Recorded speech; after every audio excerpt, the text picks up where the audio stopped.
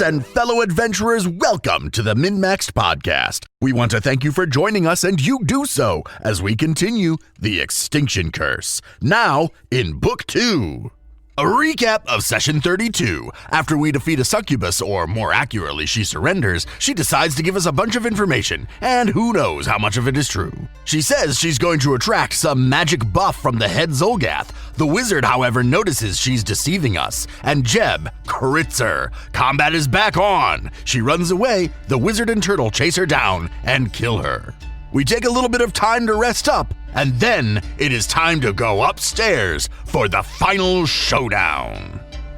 We reach the top of the Aran Tower and find that it has no walls and drops off. There's a big bad Zolgath, a weak Zolgath, and a big fuck-off pterodactyl with teeth. Combat ensues. The casters launch some AoE shit and Peach Pie hits like a monster. Things go very quickly and the enemies are mercilessly destroyed. The Aeon Orb infuses all of us with some magic shit, and we level. Let's talk about everybody's level, what you get with 5, how you intend on using it. I am the same, but better. Oh, yeah. I just got new spells for level 5, such as haste and slow, a little more manipulative things, and then I took the opportunity to raise my strength and wisdom back up to 18. But that's about it. I have 5 new spells. I mean, getting your wisdom and strength up to 18 is kind of big. Now you're like where a... Yeah, you got the same bonus that I've got. You're where a fighter or a caster would be. Except I'm both. I do really enjoy that Jebediah is kind of this like weird melee caster mix. You're almost like a druid magus to an extent. With heals. The party composition has changed so much. How are you preparing for the change in party composition? Well, if you fuckers would stop needing me to heal, I wanted to do more mega shit like hit with a weapon and then fucking throw a lightning bolt is the plan. That's ideally where I want to be at. Is like one swing and then, I don't know, like a control slow or something. So I think what we'll see is a lot of my level 1 stuff. I'm pretty much just going to keep all healing. I mean, it's not going to be a big heal, but just enough to get us through combat. And then some of my higher spells will be actual spells. Damage and control shit. Yeah. You are literally a hybrid of every possible thing. Thanks, Pathfinder 2E. Yeah. For letting my druid be good. It's been so many years.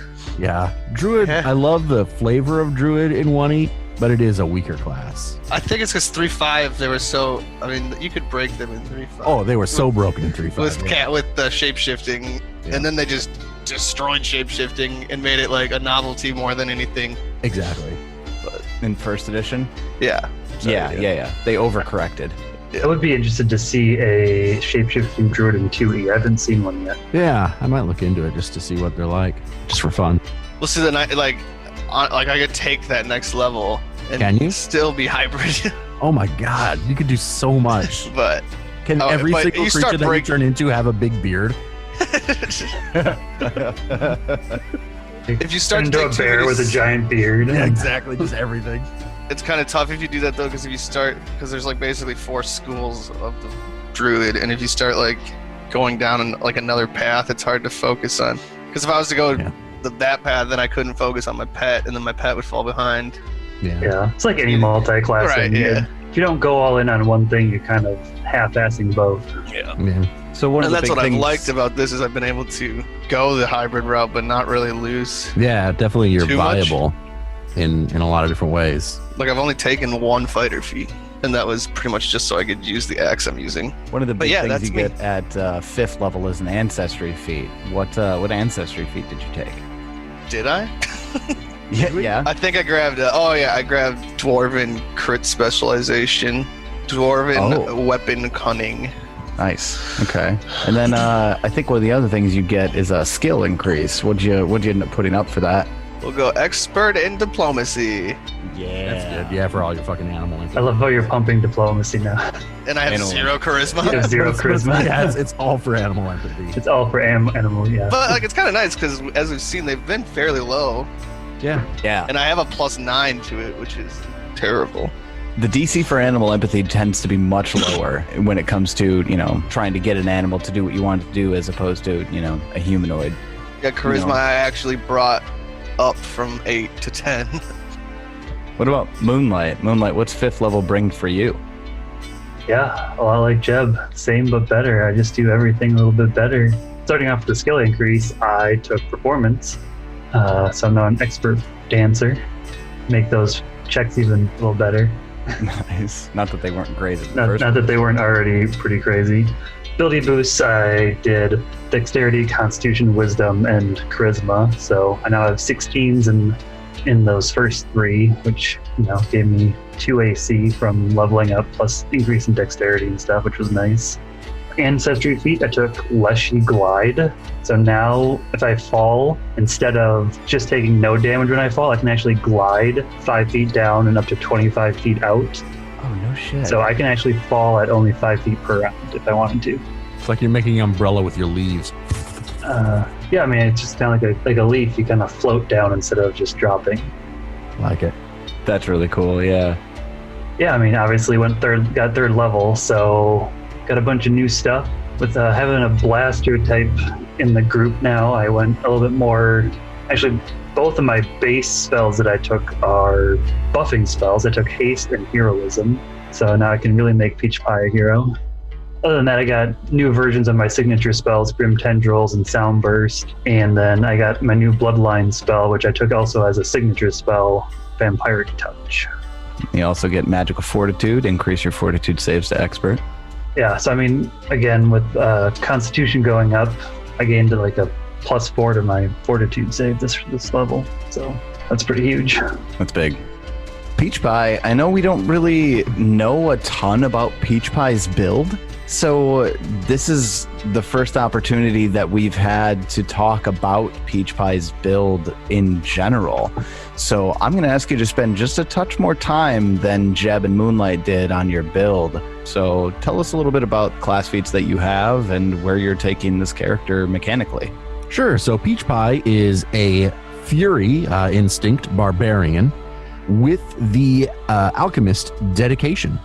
I would say that the Alchemist dedication is head and shoulders above all the other dedications for how good it is when you get it. When you take it, you get 8 recipes, and you get these things called infused reagents, which let you make batches of free potions.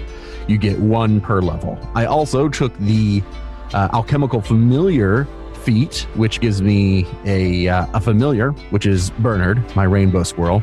And every day I give him an ability that gives me an additional infused reagent. So at level 5, I get 6 infused reagents, which lets me create 6 batches of free potions. That's 2 apiece. So essentially I have 12 potions every day. That alchemical stuff is largely for utility. The rest are just for fun little things. To go along with them, I took the Raging Thrower 1st level Barbarian feat, which allows you to add your rage damage to thrown weapons, which flasks or the bombs count as martial thrown weapons. They have the splash trait, and with the splash trait, you do not get to add your strength modifier to damage, but you can still add that rage modifier with the Raging Thrower. So when I hit with a bomb, not only does it deal the bomb damage, it also deals the 6 damage that I get from rage. And that is the basic build. He's a barbarian with alchemy stuff. I don't even really love all of the barbarian feats, so being able to dump some feats into alchemy I think has been really good. Speaking of alchemy, that's primarily what I buffed at my 5th level. I took, for my ancestry feat, I took a Versatile Heritage, which lets me take a skill feat. With that, I took Assurance for alchemy. My skill bump was for craft alchemy. So now I can use Assurance and craft alchemy to, if you're just going by level DCs, 19 is a 4th level item, so I can get a 4th level item without having to make a roll. That is the basics of Peach Pie. One of the big things that I get at level 5 as a barbarian is Expert in weapons. So having Expert in weapons is huge. And also, it's not part of the level up, but the loot that we got from that big bad Zolgath, a +1 striking maul, which is the weapon that I was using anyway, takes my damage dice up to 2d12. So that's pretty big.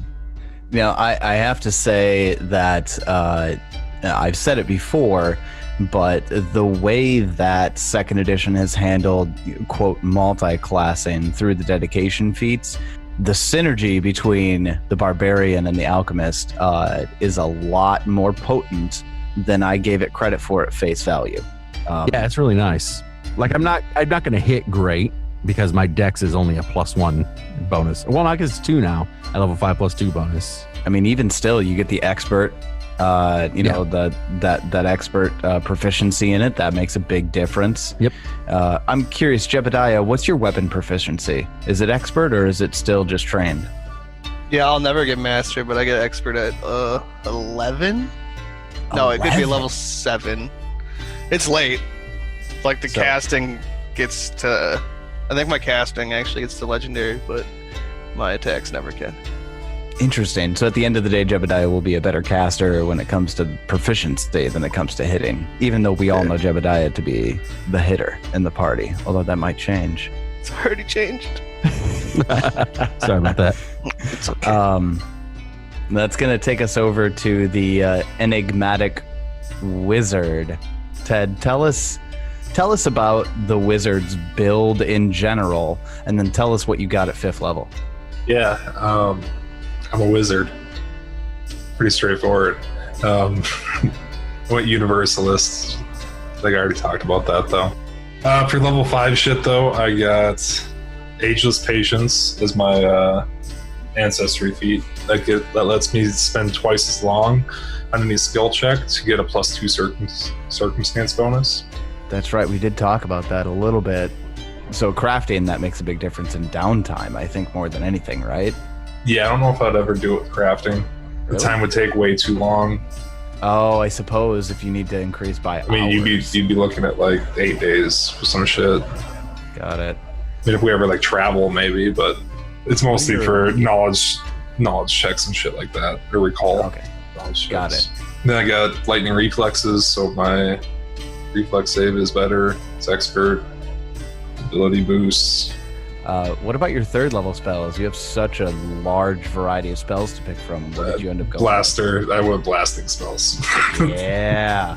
I won't say which ones, but I took blasting spells. Sweet, I'm excited. I'm assuming Fireball's in there somewhere. It's Fireball and was it Lightning Bolt? Sexy. It's the 2 most obvious blasting spells. Fair. True. Right on. Okay. Well, right now the party itself is at the top of the Aaron Tower. At this point, there's a couple of things that you know. That the party of Zolgaths that came to the Aaron Tower were directed here by some other force that resides in a place called the Moonstone Hall. And the Moonstone Hall, as far as your notes that you've seen, is underneath Escadar, which at the moment is where the Circus of Wayward Wonders is headed. What a coincidence. What a coincidence. What does the party do right out of the gate after finally destroying the remaining contingent of the Zolgath menace?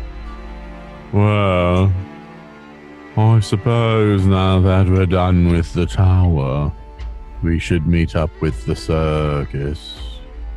And I think that's what we'd do. We'd gather up our loot and the deceased and head on out. Sounds about right.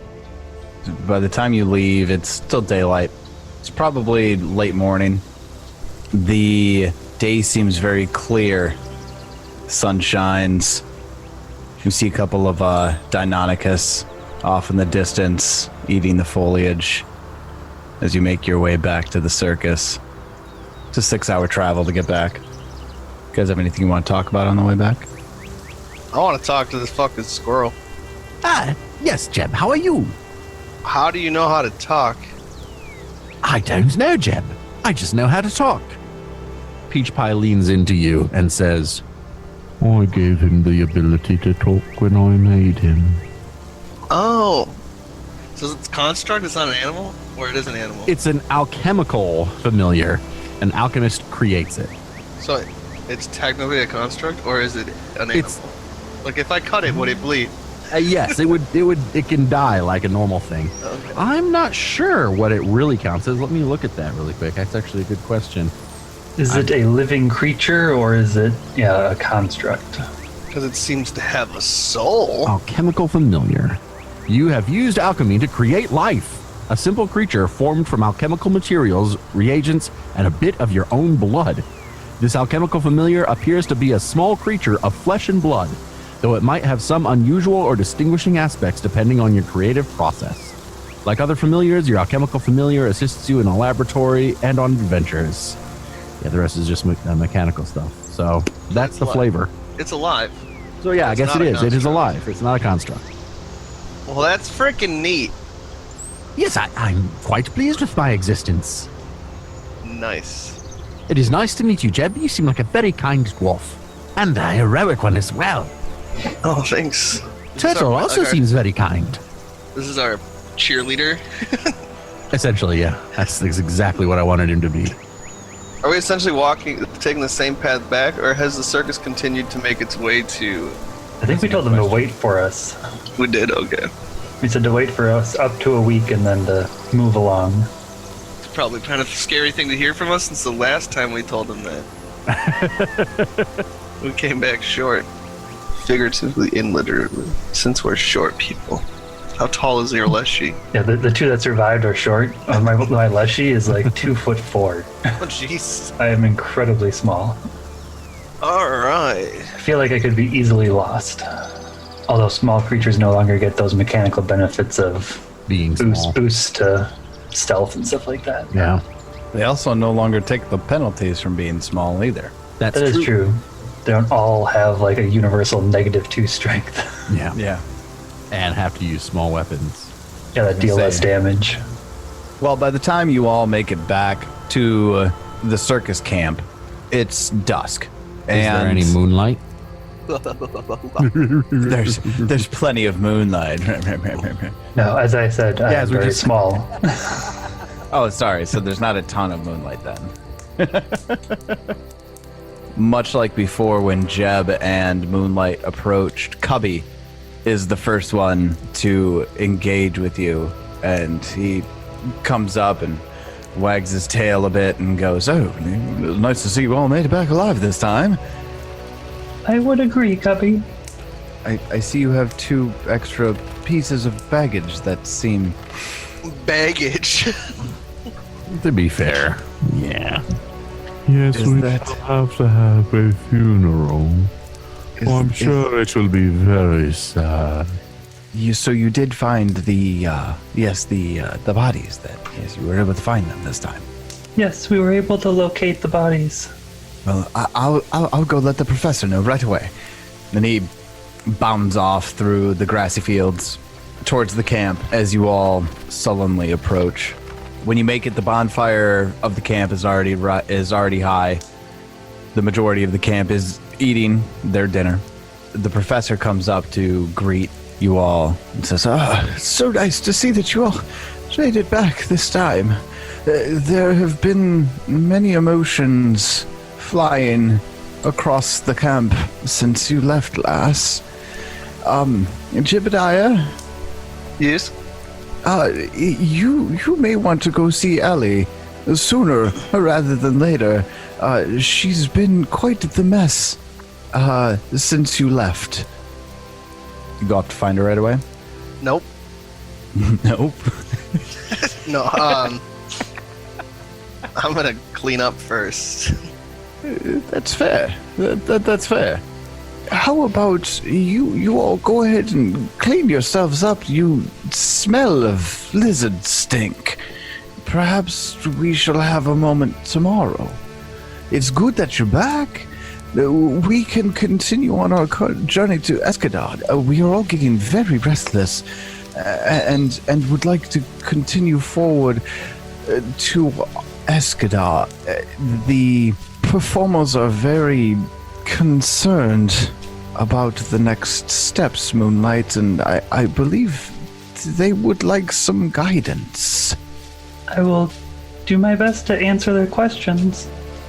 One of the boars actually attacked one of the Kambali performers' family members, so we took it upon ourselves to slaughter.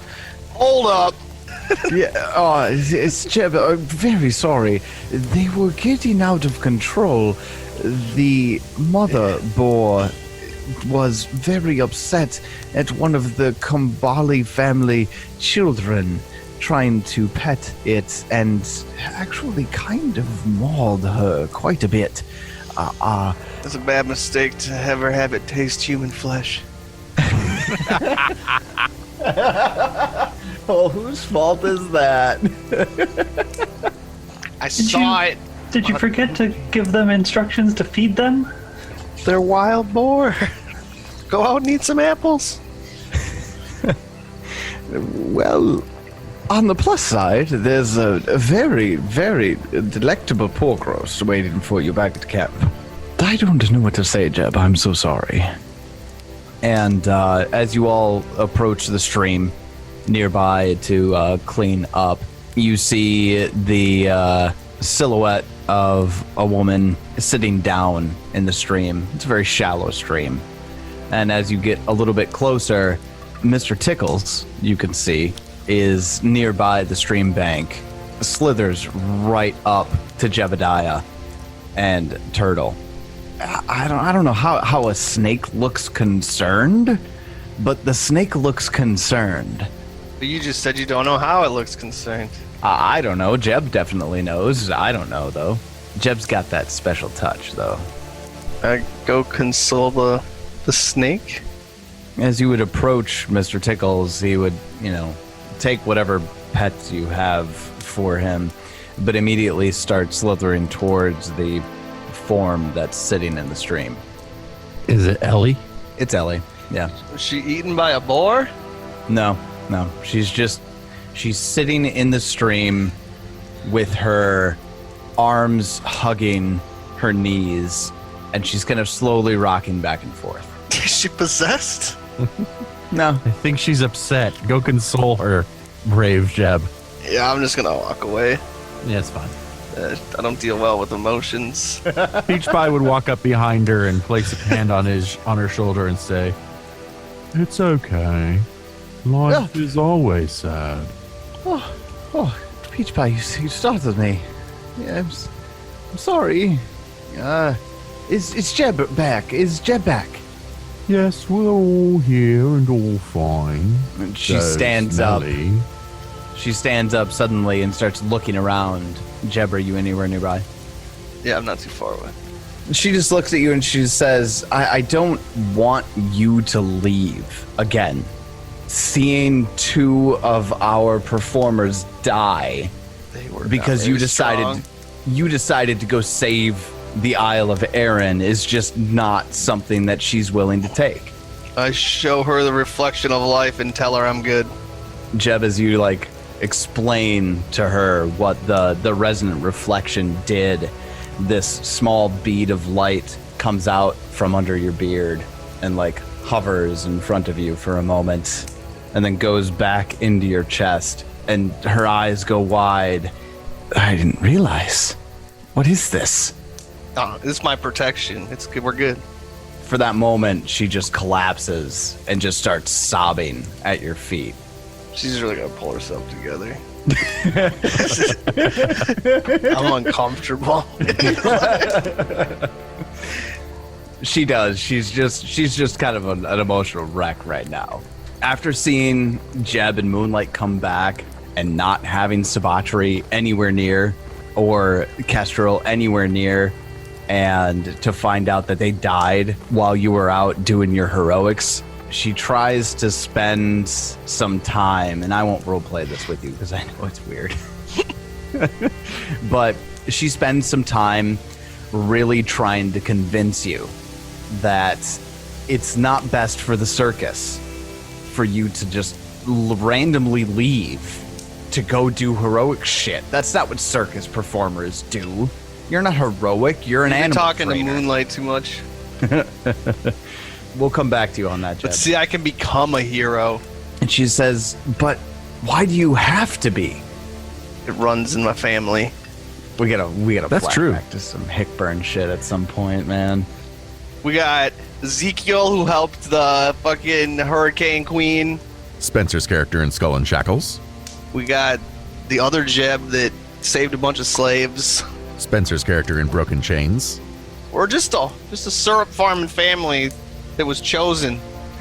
And we gotta do what we do. I don't understand, really. You'll learn to understand. The wizard, I have to know, do you even wash off? I actually summon a unseen servant to wash me. He reaches the places I can't reach. Like, Oh God, I need one of those. You get a sponge bath from an unseen servant. yeah. Can you take care? I got an ingrown hair on my butt. I just like Can you just stand get in that thing. I just like stand in some water, smoking my pipe, and let the unseen servant do it. All the day. That is perfect. Oh, man. So Jeb washes up quick after Ellie, bears her soul at him for a minute. The wizard gets washed by an invisible force. Moonlight, I'm just curious. How exactly are you, like, what's Moonlight thinking in the stream? Probably just about the funeral that's apparently about to happen. Knowing that they are likely going to have to lead it, probably say something at it, since everybody seems to look up to them. Wasn't it Kestrel's fault that you kind of became the leader of the circus? I mean, Kestrel and Savatri. Savatri very clearly turned down the opportunity to do anything, and Kestrel furthered that by pointing out that Moonlight would be a fairly good candidate. So, yeah, they are thinking about the funeral. And the weight of responsibility, it sounds like. Yes. That's probably an apt way to put it. Peach Pie, you and Bernard. Well, as we bathe, certainly Peach Pie does want to be clean, but he will not allow anyone to see his face until he has reapplied his makeup. I'm assuming you just carry grease paints with you wherever you go then. Yes, I have grease paint on me. And yeah, no, nobody ever sees him without his grease paint. That's his face. The That face is underneath his face. does not exist. I'm curious, does Peach Pie wash his face? Well, yeah, he'd have to. I have a moment where, like, I had this thought, because I You know how assumed sticky that's- grease paint is? Have you ever used grease paint? It is I have. extremely sticky. Like, shit is going to get caught in that. And it's going to get comfortable to wear, nasty. So, yeah, he washes. but then reapplies immediately. Exactly. Do you sleep with the grease paint on? Probably not. I mean, you share a tent with Bubbles. Not anymore, I don't. Oh, that's right. You don't. I took that master's wagon key. Till somebody decides they want it, I'm going to use it. Because Moonlight just, sleeps out. and- Moonlight could have it, but Moonlight doesn't care. I had this thought, and it occurred to me because I assumed that was how Peach Pie, kind of approached the grease paint. It's almost like the Mandalorian. Like I hadn't thought of that. You won't let other people see your true face, but that doesn't mean Not you my don't true wash. face. The makeup is the true face. Let's get it Sure. straight. Sorry. Your, I don't know, what would you call it then? Your Past life. past life. After everybody takes their time to kind of, cleanse themselves of the encounter from the Aaron Tower, the professor has your pulled pork sandwiches and waiting for you. Do you guys have anything you want to talk about tonight before we move forward? I don't think so. Let's go ahead and, assuming nothing else additional is going to happen tonight, then we'll cut to the morning. The dawn of the next day, the circus rises, and everybody has their breakfast around the fire together, as they usually do.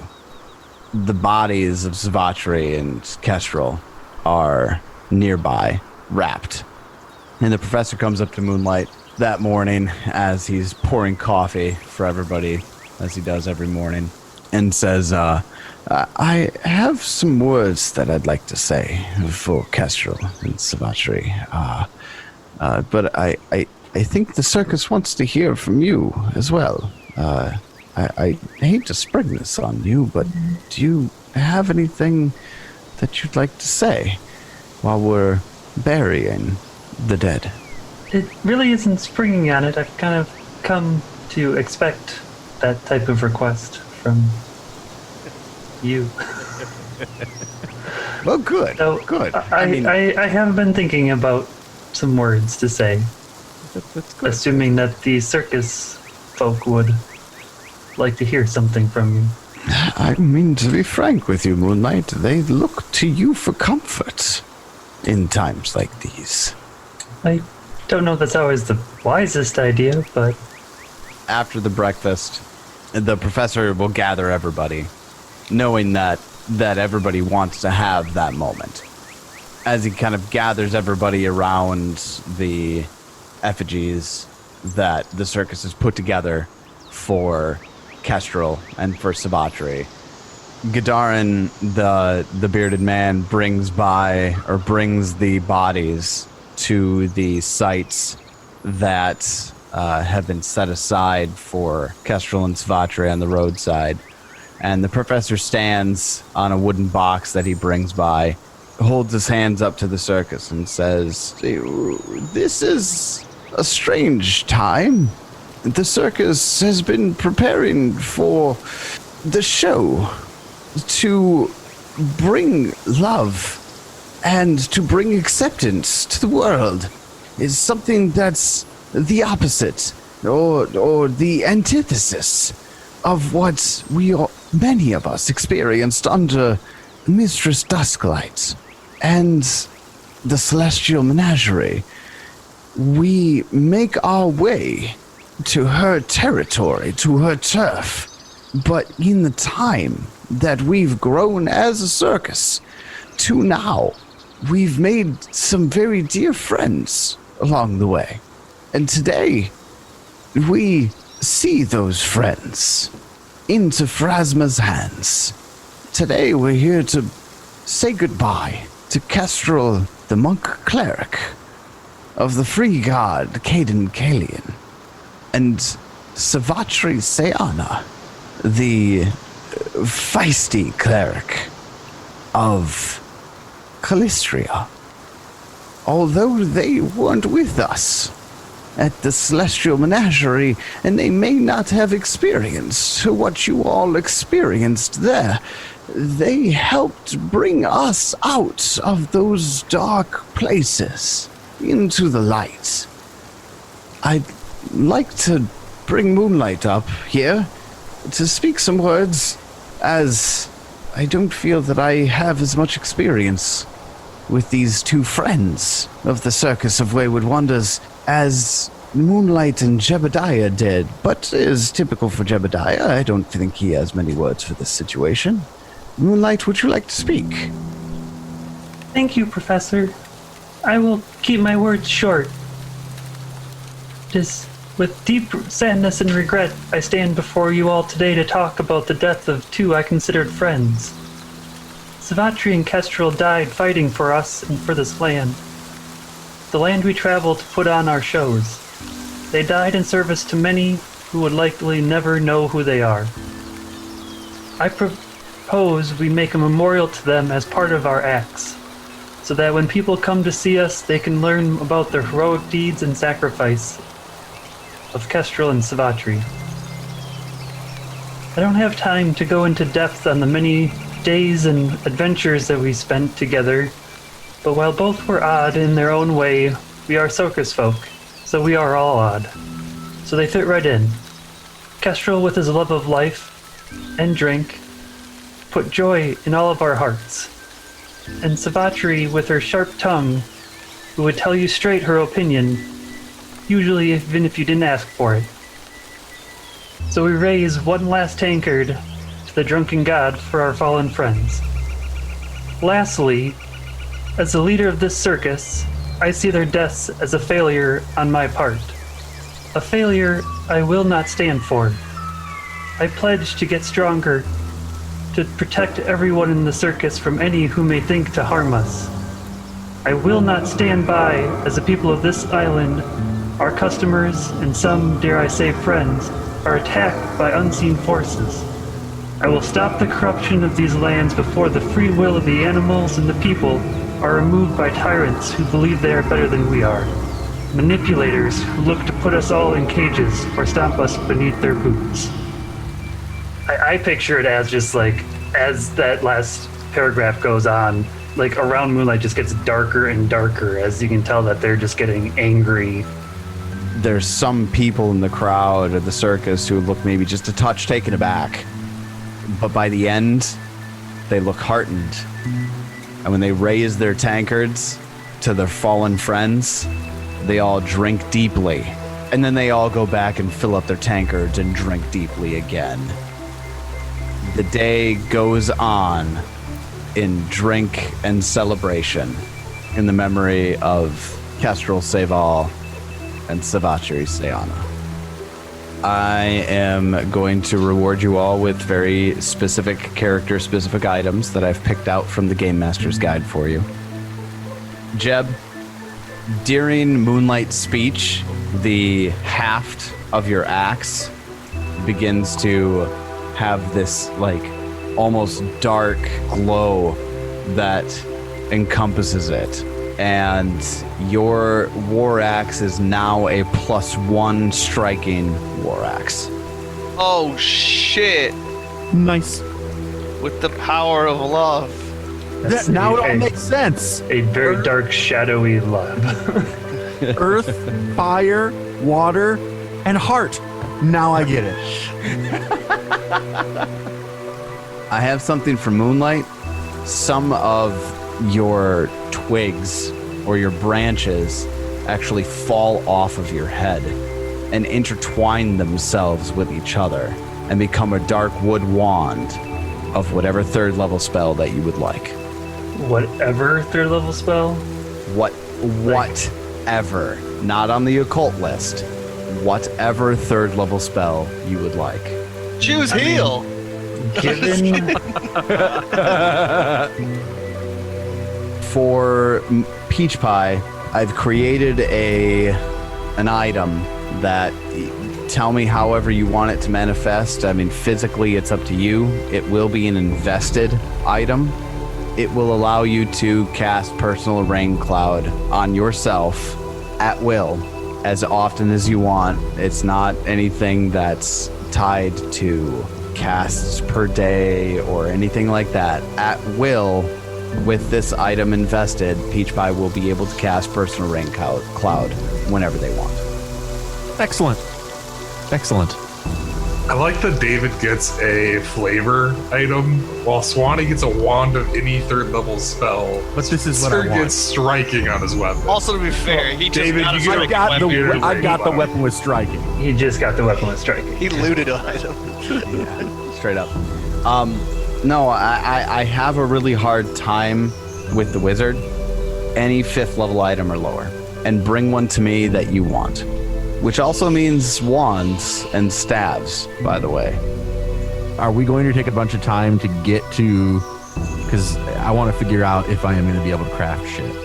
Oh, 100%. You guys can take as much time as you want. Okay, how much time do we want to take? That's up to you guys. It's roughly a 3 days travel from where you're at to get to Escadar. But How much time do we want to take off before we try and do something? I wanted you to craft me a batch of scrolls. Okay. What ones do you want? Is it just like one kind that you want? Yeah, I just gonna make 3 long striders. Well, so things that are use items to craft, you get 4 of them. So you craft for 4 days. But doesn't You it get 4 of them. say... Oh, so I just... Every day I'd cast a spell, essentially. Yeah, that'd be fine. So yeah, if we take 4 days to do that, that'd be great. And I'd love to take a couple 4 days myself to make myself some things that I want. Some potions. So can we maybe say 12 days? That we take 12 days before we... I don't see, I mean, personally, from my standpoint on this, you can take really as much time as you need. don't feel like you're on a time crunch on this. So the morning after the funeral it's a somber morning for everybody, aside from the fact that everybody got really drunk last night in celebration of Kestrel and Savatri. Not a lot of people are talking to each other today. Everybody's just kind of quiet and silent. Ahead, there's a lot of anxiety raising from some of the performers. People are starting to get a little fidgety.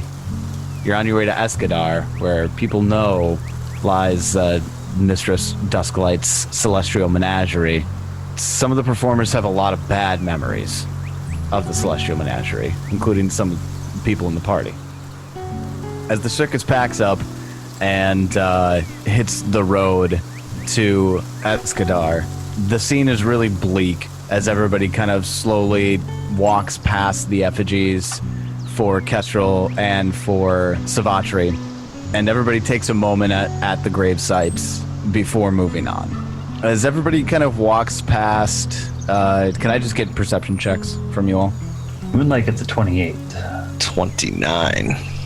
You notice off in the distance to the south, a small creature on the horizon. I'm not going to say that it's actually inches tall, but way down on the road, you kind of see this small humanoid looking figure. Looks maybe deformed, hard to tell from this far away, peeking behind from an outcropping of rocks. And as the circus starts moving its way toward the south to make its way towards Escadar, it kind of starts awkwardly hobbling quickly, but hobbling to the south ahead of you. You'd say, Jeb, it's probably a good half mile to a mile ahead of you. Do you guys have anything particular that you want to do during this travel time?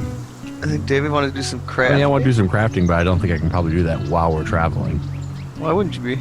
Yeah, I don't see why not if you could do it in a I wagon. need somebody to be driving the wagon. Are you the only person that knows how to drive a wagon? How many people are there? Are there other people that'll drive this wagon for me while I do my crafting? How do you think they got here without us? That is very true. That's a good point. That's a good point.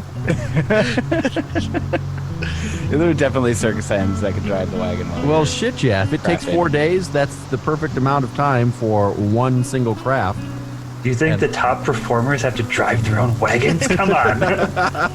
Moonlight made sure to take care of that one. They took over.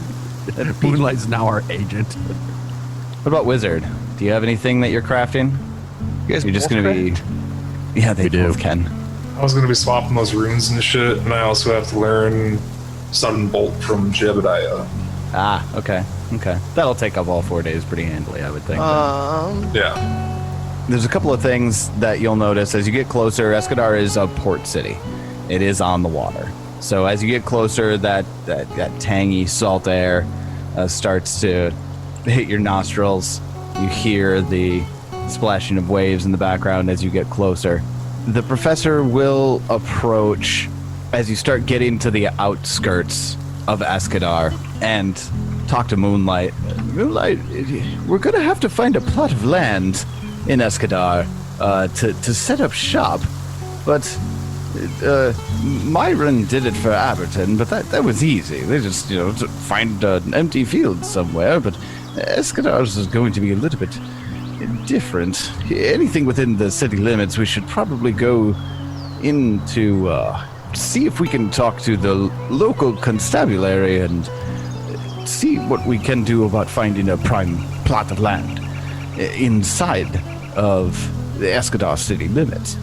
I do know that the Celestial Menagerie has a very prime location, but we should do our best to try not to be close to them, if at all possible. Yes, that might cause some fights, I suppose. Anyone know where the constable is, or constabulary is? I don't really know this town at all. I would be happy to make a society check. I would say I feel like the Wiz would know this. Yeah. Can I do a society check or something? Yeah, society check would help out on this one. He knows where the cop shop is. Maybe he doesn't. 17.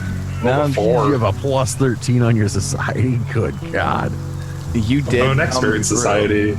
You came through Escadar on your way to head up to Aberton.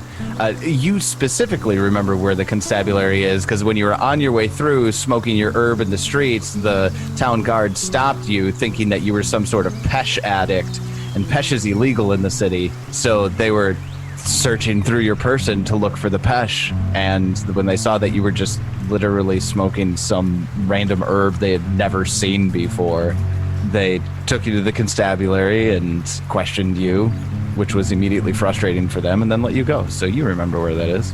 So that next morning we will go to the constabulary, or at least attempt to. We will go into town and... Like, how early is morning? Can we go, like, afternoon? Why? Morning sounds terrible. We go to the constabulary. So in the morning, before noon, You try to wake the Wiz up.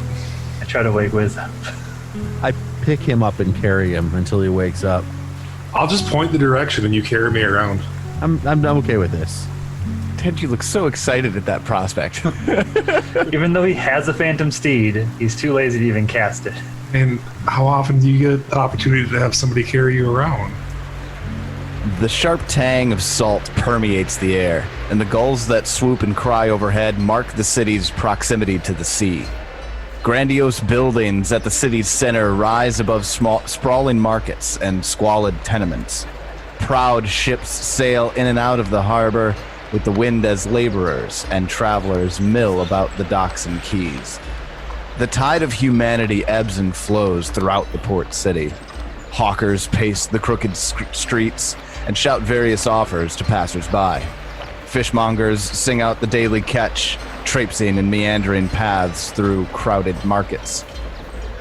Armed guards in navy blue uniforms with bronze badges patrol the busy intersections, their eyes scanning the crowds.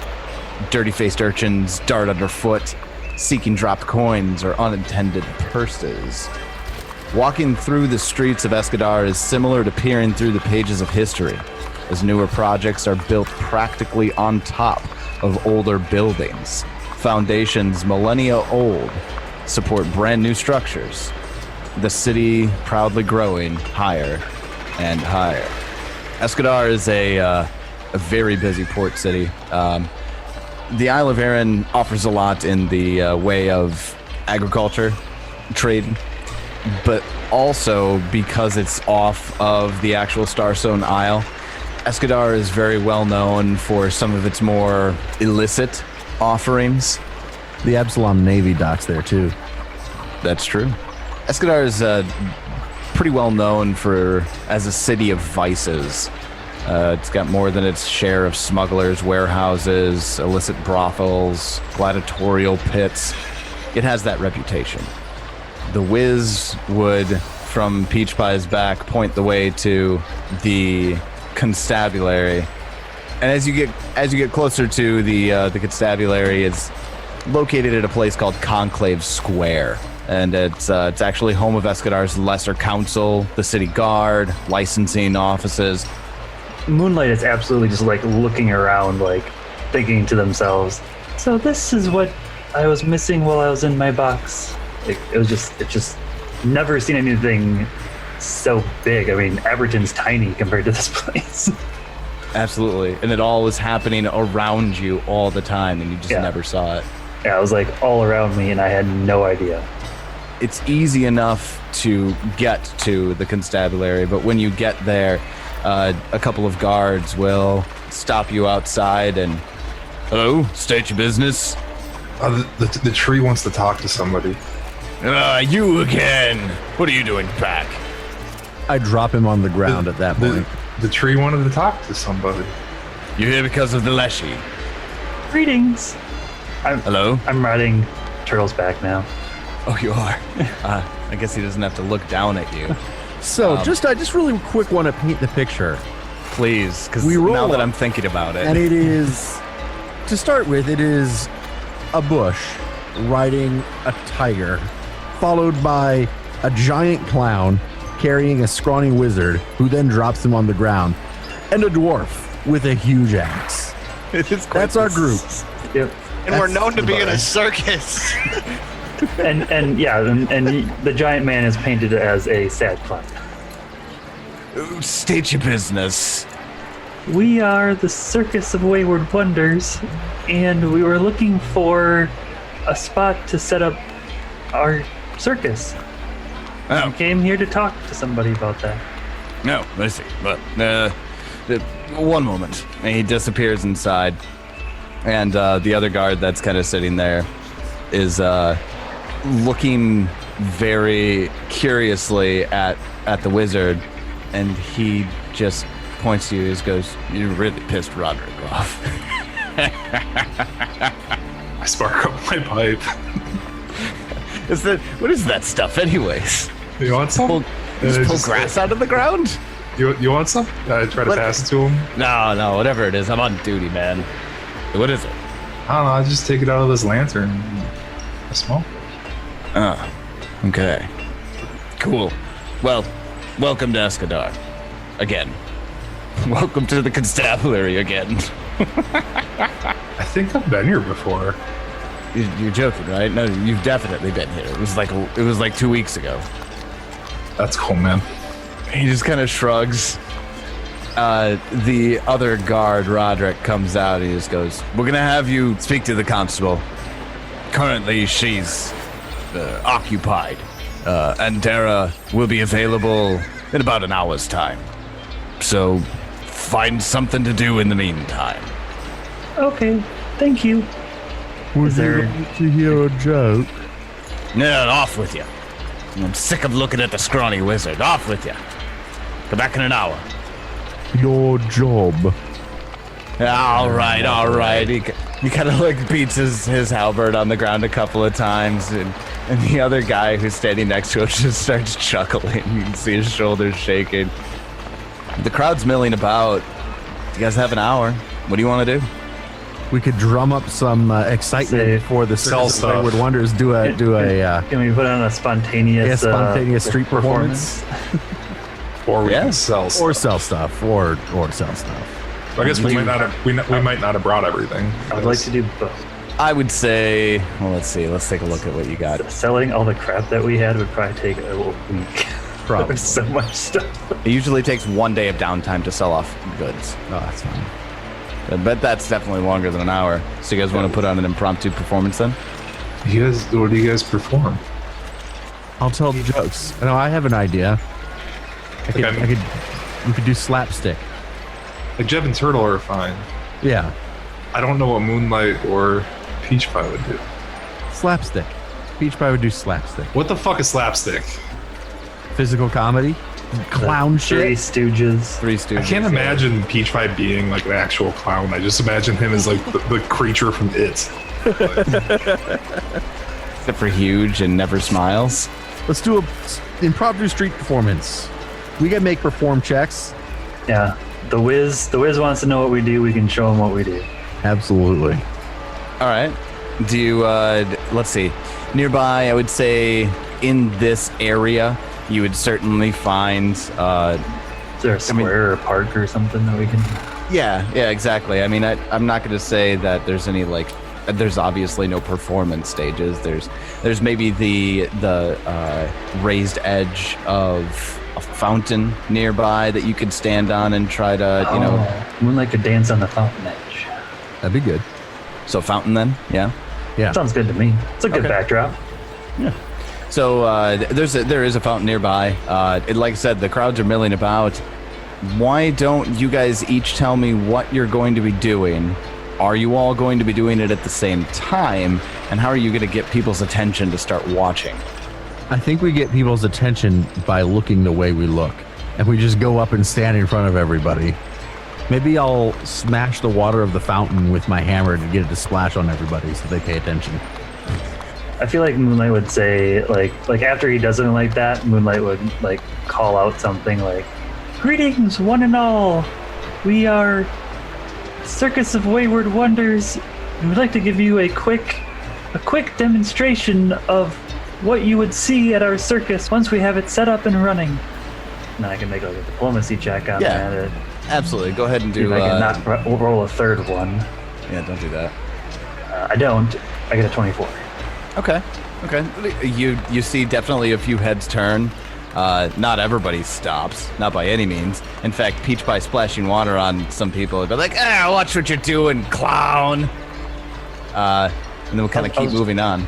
I was more going with the splashes, like a shock and something that makes everybody go, what's that? I'd say you get maybe a dozen people turn to pay attention to you and kind of like just they take a moment and stand and wait. I think that's enough to get us started, and then once we get started, hopefully more people will draw as we go. Who's gonna start? I'd say the big guns, Jeb and Turtle. Well, the most flashy, at least. Well, if that's Turtle, do some shit. I take out a ball, All right. and she bounces on her nose.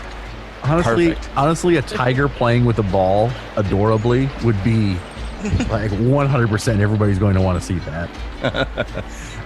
Let's see. Your check for your tricks is a Nature check. just nature, right? Yeah. Yeah. Go ahead and make a nature check for me. Oh my goodness. She stumbles around adorably. You're rolling that one. You can't. All right. Maybe send in the clowns. Yeah. Yeah, when it's not going well, we send in Peach Pie. Yeah. I'll come in, and here's what I'm going to do. Here's what Peach Pie does. In my inventory, you will see that I have various clown gags in my inventory. And I'll come up behind Jeb, and you don't know where it came from. And I'm sorry, Jeb, but this is how we're going to salvage this trick. I hit your big bearded face with a cream pie. Oh, shit. What's gonna be your trick? And then check? Turtle comes and starts licking it off. Oh, that's adorable. What's your trick check? Out of curiosity, there's not really a trick check for. I'll do performance, I'm sure. Performance. Okay, go ahead. 24. Solid. The couple of people that had turned and were watching Jebediah's trick. I mean, Turtle's cute and all, but watching Turtle bobble the ball a little bit and having it fall off, and Jeb's like, just 1 second, let's try this again, right? And then they're losing interest a little bit, and then just having Peach Pie come up behind him and just completely cream pie him right in the face, and then Turtle tackling Jeb to lick it off. People, they just start uproariously laughing, the ones that had stopped. A couple of dozen more people turn their heads towards the fountain, and they stop walking by, and this circle of people is starting to form up around the fountain. I have another idea for Peach Pie. He pulls out 3 bowling pins and starts to juggle. And as he starts to juggle, a mysterious rain cloud forms above his head and starts to rain on him. He takes a step to the left and continues juggling. The rain cloud moves to the left. He takes a step back. The rain cloud moves back. He starts juggling with just 2 hands, or two clubs with 1 hand, and then he holds an umbrella, a very small umbrella, over his head, and the rain cloud moves down and is then under the umbrella raining on him. He puts the umbrella away, goes back to juggling with both hands, and then he starts running around the fountain trying to get away from the rain cloud, his big clown shoes going flap, flap, flap, flap, flap, as he juggles with a rain cloud following him around. He makes 2 full circles of the fountain, and then the rain cloud stops at the front of the fountain, but Peach Pie keeps running. And then right before he gets back to where the rain cloud was, he puts on the brakes and tries to skid. The bowling pins fall to the ground, and he slides on his feet and ends up standing immediately under the rain cloud once again. He looks very sad, picks up his pins, and walks away. Does the rain cloud follow him? Yes. Oh, that's fantastic. I love it. Wiz, what do you think about all this? I feel like you would love Peach Pie's performance. That's about it. Fantastic. He'd be laughing his ass off. Without a doubt, the crowd that's around is just losing it over that bit. And what was originally just maybe a couple of dozen people has turned into some tightly packed rows of people just in a tightly packed circle around the performers. And now we hit him with the moonlight. Yeah, and Moonlight will probably just do something similar to what they did in Aberton's performance, where they do various dances, cultural dances from like around the inner sea region. All right. Around the inner sea region. Let's see, the performance check you're still using, right? Yes, and that's going to be a 25. That's going to be another success on this one. There's a lot of oohs and a lot of ahs. I picture that, and correct me if I'm wrong here, the edge of the fountain is maybe 3 or 4 feet up. It's actually wouldn't be too difficult as it'd be a tiered fountain. If you want to try to get higher on the fountain a little bit, you could certainly do that to get more attention. I want to be at least on the first tier. Mm-hmm. Getting up any higher than that's probably hard for Moonlight because they're only 2'4". If I can get higher and the ledge is big enough for me to dance on, I would get it to everybody in the fountain area can see me. I mean, as it stands right now, everybody could certainly see you. Of course, with Peach Pie's performance and running around the fountain, there's people that are all the way around the fountain now. If you want everybody to be able to see it, you're either going to have to circle around the fountain while you dance or move to a higher tier. Yeah. We'll say that while Peach Pie was running around the fountain, Moonlight was climbing up the fountain. Solid. Give me an acrobatics check on that. A nat 20 for a 30. Solid. Woo. Corkscrew double black flip right into the top tier. And picturing Yoda just jumping all over the place. After Peach Pie's performance, Moonlight doing that double back flip with a corkscrew up to the top tier and making those, performing with those dances, there are maybe 100 or a couple of 100 people around now, and they're all cheering for you for the performance. And I'm not sure exactly how you would want to end your little performance here. I think it'd be another speech about, if you like what you saw, come see us in about a week's time when we have set up our circus. And you guys just earned yourself 5 anticipation for your next show. I seem to remember that was like a double-edged sword. It is. It is. You make more money the more anticipation you have, but it's harder to do a successful circus the more anticipation you have. I would say that would be an easy way to kill that hour. And the fountain's really close by to the constabulary. We'll see if we get fined for street performing. No filthy jugglers. We're going to go into something that's a little bit interesting here coming up. We are going to do a special rule set for a social encounter. That's going to have initiative and specific social actions that you can take. There's going to be setup. We're going to have social combat. Don't let me talk.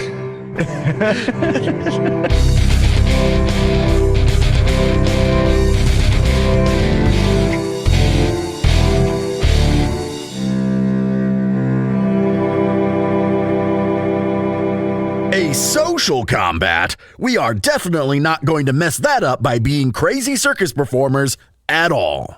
We here at MNmaxed want to thank you for joining us on these adventures, and we'd love to have you come join us for more. Check out our Discord where you can chat with us, listeners of the show, and other people who are involved with other Paizoverse podcasts. It's a great big community, and we all have a lot of fun.